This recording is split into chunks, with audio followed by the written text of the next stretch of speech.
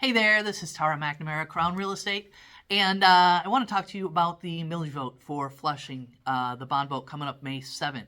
I know there's a lot of questions out there, there's a lot of information, and honestly, I'm not sure what's right and what's wrong.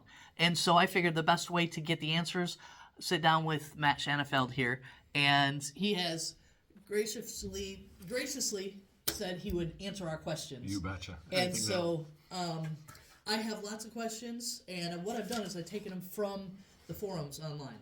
And so, first one is the biggest one. How can we borrow $23.5 million and not have an increase in our taxes?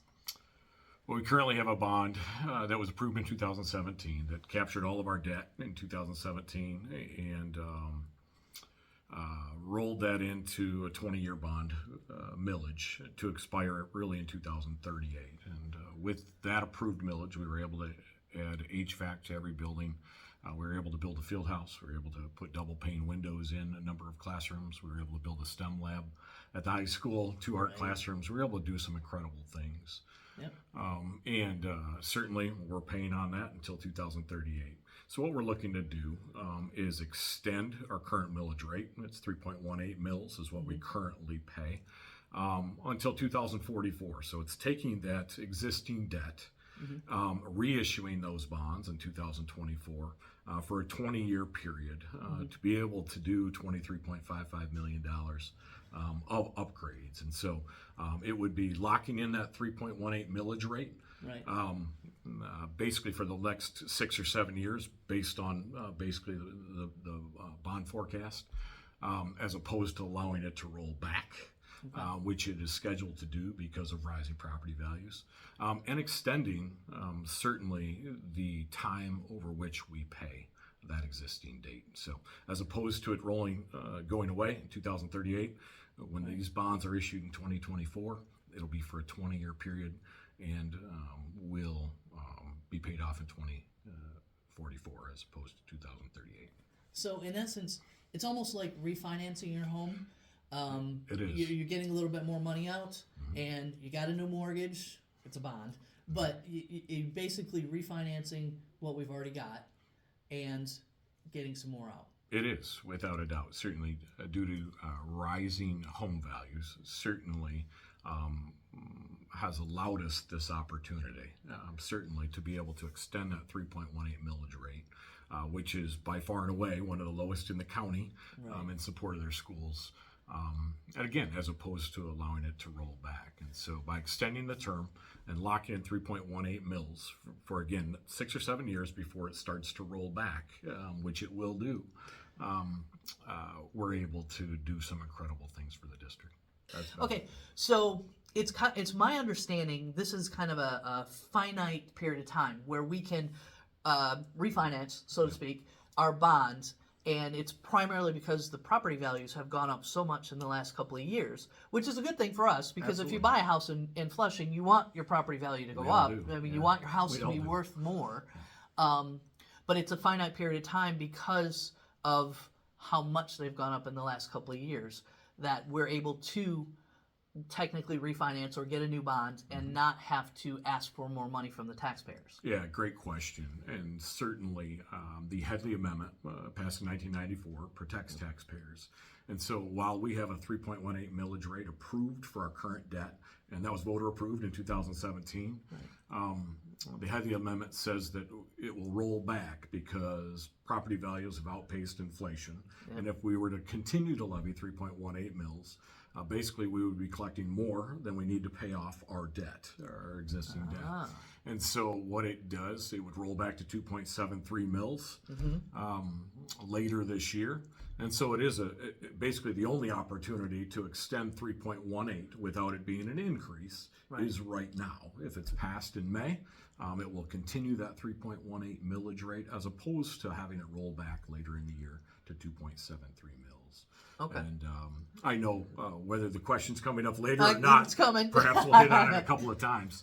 You know, it would roll back to 2.73 mils. It's a 0.45 rollback that we are due. And which, as people get into what millage rates mean, A 0.45 rollback to 2.73 would save somebody with a cash value Yep. home of 200,000 with a taxable value of essentially 100,000, because it's not going to be more than half. A lot of times it's less than that. $45 a year, or 86 cents a week, we say. And obviously that's why locking in that 3.18 right now at our current rate, which is incredibly low relative to others around us. Absolutely. I don't control their school improvement millage rates. We only Right. certainly get to control ours as a community. But this is the only opportunity to extend 3.18. Certainly, if this were defeated and we were to go forward with a millage, we'd be operating from the 2.73, and so we'd be looking to increase to 3.18, or perhaps 3.75 in Clow, or 3.9 like Swartz Creek, or 4.2 like Linden, or frankly 7.0 like Montrose, or 7.75 like Goodrich, or 6.3 like Grand Blanc. But if we did that, we're paying more money. Sure, Right? The certainly. taxpayers would be paying more money at that point. Absolutely. Yeah. So right now is a unique time frame where we can extend this and not have more money levied in taxes. People are used to paying their current tax rate right now. Certainly, I, like so many others, I have a home in the city. I got my tax assessment. I saw that it went up. Essentially, it went up 5%. And so certainly the school district doesn't control that. Yes.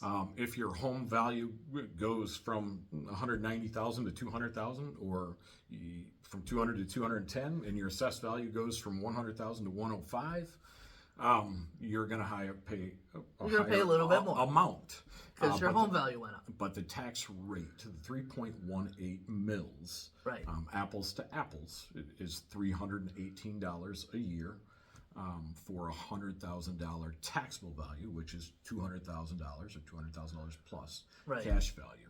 So, but again, the school district doesn't control people's property values. Right. I'm as a taxpayer, I'm glad my home value is going up, and I'll do my part certainly as a taxpaying citizen of the city. Here's something else that I found out. I was doing a little bit more research. Last year, 2022, Michigan was assessed 3.3% tax increase across the board for everybody. And that was because of inflation. And then also last year, 2023, we were assessed a 5% tax increase. And that's probably one of the reasons why you see your taxes going up. They don't have anything to do with the school. That's because of inflation across the board in the United States. In Michigan, unfortunately, got stuck with, we got high taxes. And that, like I said, doesn't have anything to do with our schools. And I just want to reiterate, if this doesn't pass, then if you have a $200,000 house, you're going to save $45 a year.